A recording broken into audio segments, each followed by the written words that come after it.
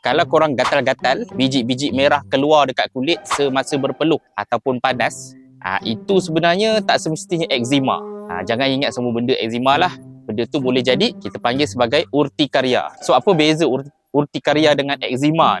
Urtikaria dan eczema memang boleh menyebabkan gatal-gatal. Tapi eczema ni, dia sebenarnya gatal-gatal yang berpanjangan. Orang yang ada eczema ni, ciri-ciri biasanya adalah dia ada kulit kering, kulit bersisik, dan biasanya eczema ni dia flare disebabkan oleh skin barrier dia rosak dan juga radang, dan boleh juga disebabkan oleh pendedahan kepada allergen yang ada di sekeliling mereka lah. So tu eczema. Urtikaria ni dia muncul tiba-tiba, especially masa berpeluh dan juga masa kita sedang panas. Dia keluar benjol-benjol merah, macam benjol dia tu dia rupa dia biji-biji. Dia merah-merah biji gatal tu kan, dia akan keluar seperti seolah-olah kena gigit nyamuk. Dia sangat-sangat gatal dan biasanya dia tak adalah berpanjangan sangat. Dia boleh jadi hilang dalam beberapa minit, dia hilang dalam beberapa jam, tapi dia tak lama lah. So biasanya urtikaria ni apa punca dia?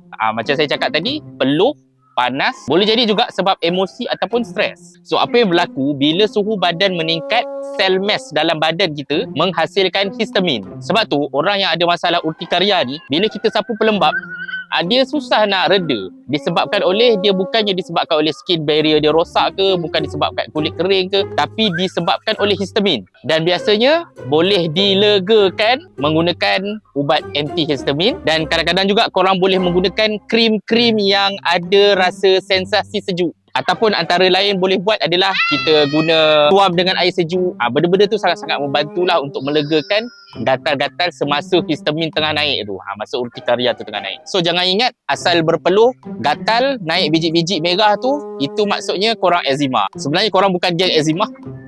Korang hanya ada urtikaria. Tapi orang eczema pun boleh ada urtikaria. Itu benda yang kita tak boleh nak nafikan.